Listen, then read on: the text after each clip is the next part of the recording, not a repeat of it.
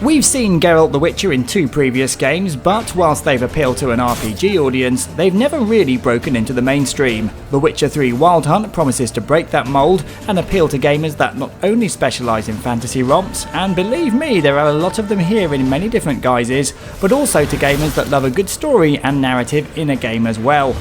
The game is absolutely massive, and I've already heard stories that if you want to do everything in the game, you could spend over 200 hours of your life on it. I'm nowhere near that far as I need to get a review out and I have a life besides gaming, but I can vouch that the world is very, very large, and this game will keep you busy for a very, very long time as well. It also makes you want to keep playing thanks to the rich world of full characters, monsters and lore. The story starts with a tutorial where Geralt experiences a flashback dream featuring his daughter Ciri, and then throws you into the present day where you're still looking for your daughter who's running away from a band of spectral warriors known as the Wild Hunt. He's also hot on the heels of another lady in his life, Yennefer, a magical lady who he's had more than a few dalliances with involving a unicorn. Just watch where you put that horn, young man. The main quest sees you talking, hunting and riding your horse Roach through the land of Temeria, and it's an involving enough tale that in itself will take tens of hours to play through. However, there's more fun and enjoyment to be had here upon exploring the rich and beautiful world and using your Witcher sense to track for clues and find items.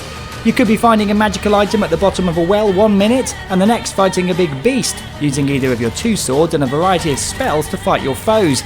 There's some strategy here too. Consult the bestiary to see what works well against who and make potions and buffs that will give you the edge in combat. There are also plenty of other things to keep you amused during your time in Geralt's Shoes, including a card game called Gwent. If you're into Hearthstone, you'll be in familiar territory. I'm not, and it does take a while to get the hang of it. Expect to lose your first few games, even in the tutorial. For the collectors among you, there's the added bonus of trying to find all the cards around the world, some of which you'll have to earn from some of the best players around Temeria. Geralt's also a charismatic bugger, covered in scars and not afraid to chat up, well, everyone. He's a joy to control, despite the combat being a little bit clunky and your horse occasionally getting stuck on trees and not having the sense to jump automatically over low fences. Frame rate is another issue here, at least on the Xbox One. It's not that it's constantly low, it just stutters here and there, which does take some of the sheen off the great presentation.